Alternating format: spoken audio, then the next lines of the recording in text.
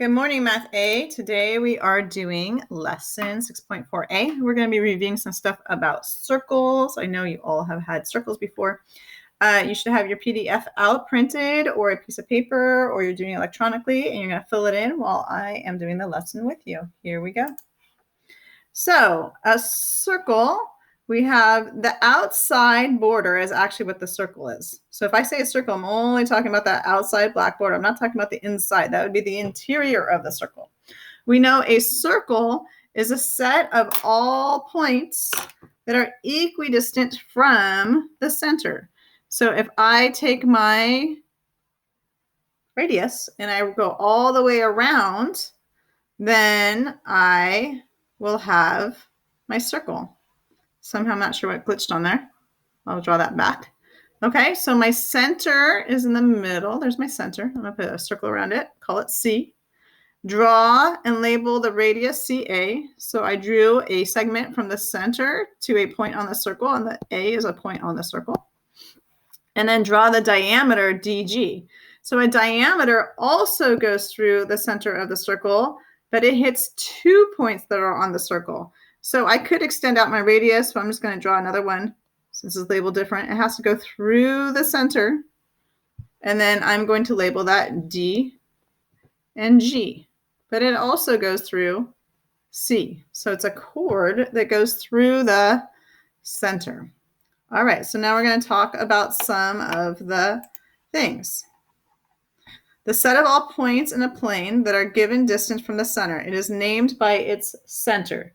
Okay, so remember when we make a circle that we are just talking about the border of the circle. Okay, and then we would name it whatever the center is. So if the center is C, then we would call it circle C. The radius, the distance from the center to a point on the circle. So here is my circle that I had before, and there's my center C. And if I connect that to any point on the circle, I have a radius. So that's one radius. If we have two, it would be 2 radii, and they would be the exact same length. Okay. A diameter, a line segment with endpoints through the circle that passes through the center of the circle, or we can say a chord through the center. So here we have our circle C again. And we are going from 2 points that are on the circle that also pass through the center. So here would be a diameter. Again, it's a special chord. So a chord just means that I hit 2 points on the circle. But when a chord goes through the center, then it becomes the diameter. Scrolling the page down. Again, if I'm going too fast for you, you can always pause and then repeat or catch up, however you want to do that. The circumference, the distance around the circle. So what's the name when we go around other shapes? When we say distance around a shape, we usually say perimeter. But now they say circumference. Why did they change the word on us? I don't know. I wasn't there when they created the word, but pretend like you are walking around my little circle, and how far I go around the circle, that's going to be my circumference.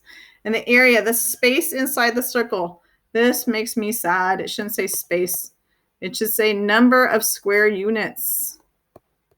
Number of square units, because we describe that space by using square units. So if I was going to make a circle and cut it up into squares, and you're like, well, it doesn't cut up directly into squares. Yeah, you have to estimate about how many squares cover the circle.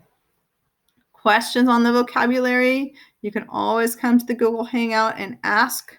That is where you would ask the questions. Okay, so now we're going to look at how do they come up with the relationship, the ratio between the circumference and pi. So what you want to do is you want to grab 3 circular objects. I'm sure you have 3 circular objects in your house. I grabbed my Goodwill water bottle, always good to give, so give to Goodwill. You get a prize sometimes. I grabbed a cup, a plastic cup, because I have too much stuff on my thing I don't want to break. And then I grabbed a plate. You're at your house. It's super easy to find 3 circular objects. Then we need like a string or something to tie around. Now, my daughter had a great idea. She said, well, if they don't have string, like I have a string because we have a big old art bin of stuff, you might be able to find it there. She said, well, they all have chargers. You have a charger for the computer you're using probably, or your phone. You can always grab your charger. That was my daughter's brilliant idea. Then we also want to maybe have a ruler, okay, because we have to measure stuff. Maybe you don't have a ruler at your house. Pretty sure you probably have a tape measure though, because maybe your dad does some construction stuff. So maybe you have to grab the tape measure if you don't have a ruler, but you have to get your supplies. And what we're going to do is you're going to measure the circumference. So you're going to take your string or whatever you have, you're going to wrap it around. I got to pick a smaller object because I'm going to drop that plate and that's going to be bad.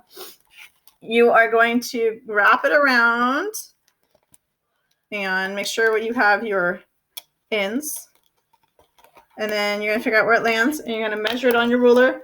I like to measure in centimeters, so I'm going to measure on the smaller side of my ruler, centimeters. And then I'm going to measure my diameter. And then I'm going to go ahead and divide. So for me, my first one, I'm putting everything in centimeters. Centimeters, got to get my pen. Centimeters, centimeters. Okay, and I measured my diameter of my cup, and my diameter was 5.5 centimeters. And I measured my circumference of my cup, and I got 17.5. And then it asked me to divide them. So I had to go 17.5 divided by 5.5, and I got about 3.18. So you're going to go ahead and grab your 3 objects and measure, and then we'll come back and talk about it when you are done. So hit pause and then hit play when you're ready to go. All right, you're back. So it says, what do you notice about the values in the third column? So when I look at mine, now I didn't measure like super exact, but I got pretty close. When I measured mine, I noticed they're all 3.1 something, 3.18, 3.11, 3.14. They're all really close to the same value. So I'm going to go ahead and answer that over here. I'm turning my webcam. I don't like the camera. They are all close to the same value. Okay? Between 3.1 and 3.2 centimeters. Okay? So when the early Greeks were trying to figure out the relationship between circumference and pi, circumference and diameter, they did very good measurements. My measurements were kind of rough. And they figured out, hey, it's always coming out to be about 3.14. That's an approximation. And they decided to call this number pi. Now, pi goes on forever. You cannot write pi out. You will die before you ever finish because it goes on forever without any repetitions. So we say 3.14, but it's not really 3.14. Some people say 3.14159. They made it longer, but it goes on forever. You never be able to say the whole thing. But we know that we found pi by doing the circumference divided by the diameter. Moving on to the questions. If you make a huge circle the size of a city and measure the diameter and the circumference, would the ratio of the circumference be consistent with the other ratios in the third column of the table? Did it matter how small or how big my object was? Was I coming out to about the same number? So if I decided to have a string that was long enough to wrap around the earth and somehow I could make the mountains flat and walk through the water, would I still be able to come up with this number? And the answer would be yes, you would still get close. So here, I'm going to answer my question. It would still be about 3.14.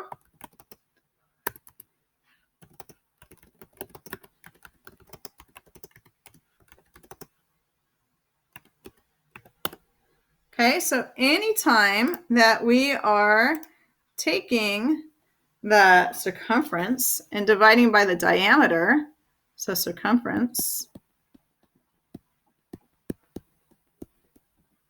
divided by the diameter, we're supposed to be getting out pi. Okay, so here it says justify the formula for circumference in terms of diameter. Well, that's just asking us to cross multiply what we had before. So I'm going to go ahead and put a 1 over here. I'm going to cross multiply, so I'm using my butterfly method. And I get that the circumference is equal to pi times the diameter. So now we get a formula for solving for our circumference. Number 5, if you know the diameter of a circle is 5 inches, what is the approximate measure of the circumference? So we're just plugging it on in.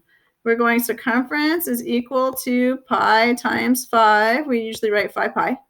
That would be the exact form because we haven't sat there and rounded pi out yet. Then we stick it in our calculator. And again, we're going to come out with different numbers when we're using pi. Okay, in my calculator, I'm going to stick in 3.14, but if I use the pi button, then it's sticking in a longer version of pi. Again, we're approximating. We get about 15.7 inches.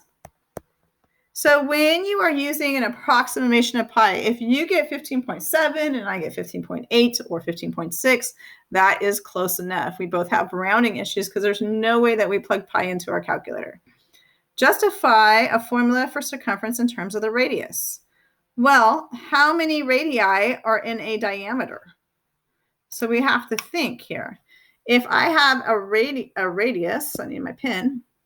If I have a radius to get to a diameter, I would have to double that length. So using my formula from before, if circumference is equal to pi times diameter, and I know that 2 radii make a diameter, then writing this in the correct proper form, we get 2 pi r. The pi comes before the r because pi is a number, but r is a variable. So we can say that the circumference is equal to pi times diameter, or we can say that the circumference is equal to 2 pi r. You're going to use either formula. It just depends on what information you have for which one should be good to use. So here we go. If we have the diameter, I'm going to use my pi times diameter, diameter times pi. If I have my radius, I'm going to use my 2 pi r. Okay, so number 7, we're going to go ahead and use some of these formulas. For each of the circles, for each of the 3 circles below, but there's not 3 circles, so that's a little silly. So we'll go ahead and correct that. For each of the 2 circles below, calculate the circumference of the circle. Express your answer in both terms of pi and also an approximation to the nearest hundredth. Please note they're not drawn to scale. So here the diameter is 2.5. So I want to use my formula with diameter in it. Circumference is equal to diameter times pi. I'm plugging it in. Instead of writing diameter, I'm writing 2.5. 2.5 pi. That is my exact form. I have not put in a rounded version of pi. That's my exact form. So here, that would be my answer. I'm going to go ahead and box it. And then over here, they want me to approximate it. So 2.5. I'm going to put 3.14 for pi. But we can do different things there because we can put it out longer. I get about 7.85 centimeters. Okay, on the next one, they gave us the radius. So then we want to use our other formula. Circumference is equal to 2 pi r. Okay, so here they gave us our radius is 3, so 2 pi times 3. I'm calculating my 2 times 3. I get 6 pi. That's in exact form. So if they ask me for my exact form, I would leave it there.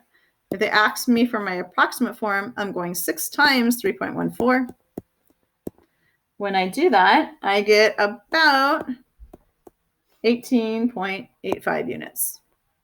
I said units because they didn't give me what kind of units, so I just write units. All right, scrolling down the page. It says, if the circumference of a circle is 8 pi, approximately 2.51 inches, which of the following is true? So I want you to go ahead and pause the video and try 8A through E, and then when you're done, come back and check your answers. All right, check your work. See if you got it. False. The ratio of the circumference to the diameter is pi, not 8. Whenever you divide circumference by diameter, you're going to get pi. That's the definition of pi. Here, B is false. The radius of the circle is half the diameter, not half the circumference. C is true. D is false. The diameter of the circle is 4 inches. Or you can say, sorry, I shouldn't have said the diameter there. I should have said the radius of the circle. I got to fix that one. The radius of the circle is 4 inches. Or you could have said the diameter of the circle is 8 inches. And the last one is true. All right, if you have to fix something, go ahead and pause the video. If not, move on down to the next page. Okay, so now we're going to work backwards. We're given the circumference and we have to find the diameter. So I'm going to do the first one with you and then you're going to go ahead and try. So here, when I'm thinking about this, I think circumference, diameter, I need to know my formula. So I go, all right, circumference I know is equal to pi times diameter. So if I have the circumference, 76.9, and I want to figure out the diameter, well, I got to get the diameter alone. And it's not alone right now because I need to divide by pi. And for this approximation, I'm going to use 3.14.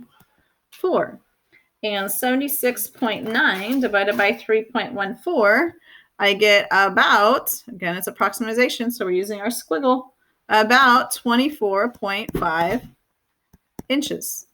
Okay, so look at the first one, try to follow it, and come up with the ones for the baked beans and the trash lid. And then after you finish, come back and check your answers. Okay, check your work. Each time you're taking the circumference value and you're dividing by pi. And the first one we did together, I got 24.5 inches. The next one, I got 3.5 inches. The next one, I got 26.5 inches. If you need to fix any of your work, go ahead and pause the video and then fix your work. Moving on. The diameter or radius, so we have to pay attention. What do we have, the diameter or do we have the radius? Of 3 objects is given. Calculate the circumference. So now we have to pay attention what we have, so we use the right formula. So on this first one, it says diameter. So since it says diameter, I'm going to use circumference is equal to pi times diameter. So I'm going to go circumference is equal to pi times 5. And 5 times pi gets me about 15.7 inches. On the next one, they gave me the radius. So now I'm going to use circumference is equal to 2 pi r. I'm going to plug it in. Circumference is equal to 2 times, for pi, I'm going to use 3.14. And for the radius, I'm going to use 11. Then I'm going to multiply that. I like to multiply my 2 times 11 first. 22. 22 times 3.14. I get 69.1 inches.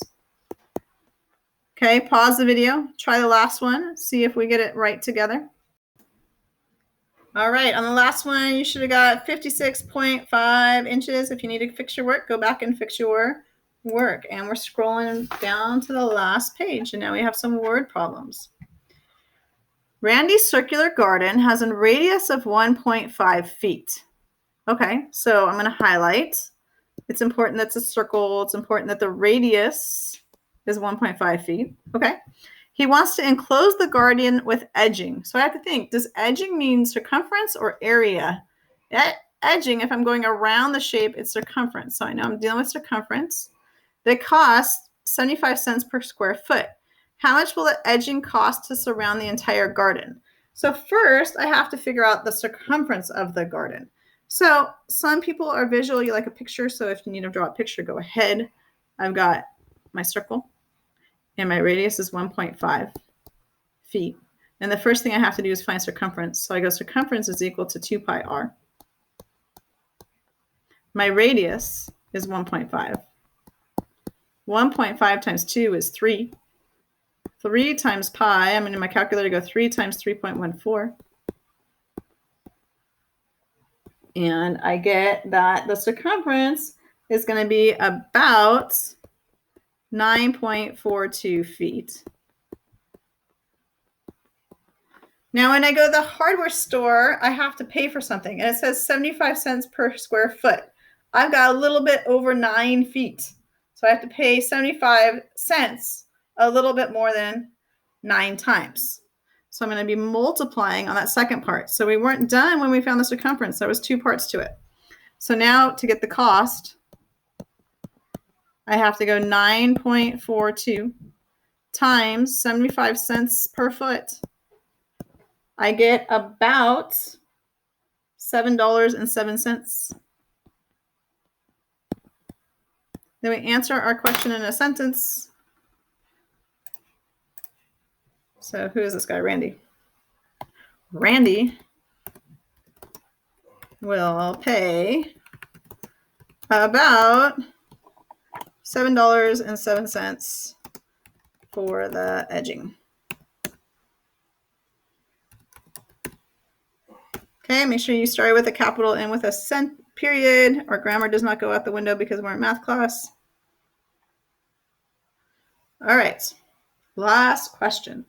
A circular pond has a circumference of 251.2 feet. A boat is moving directly across the pool along the radius at a rate of 5 feet per second.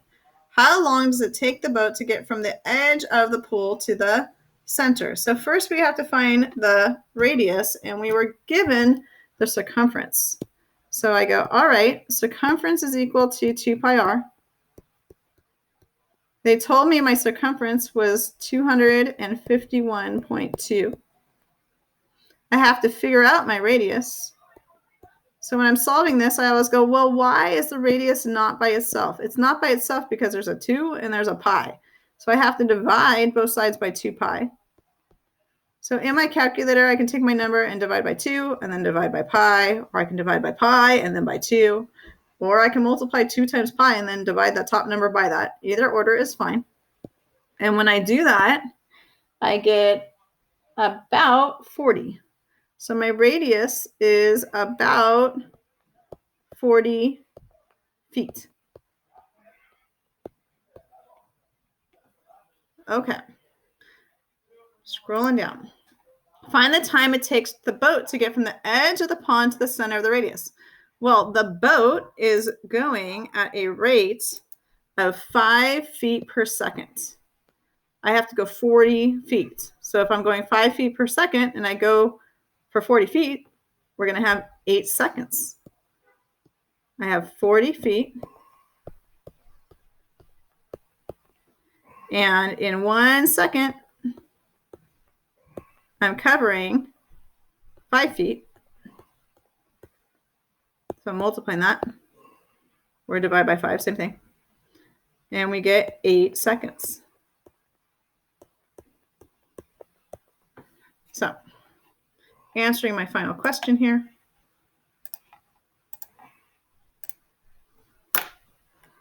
The boat takes 8 seconds to get from the edge to the center of the pool. To get from the edge to the center of the pool.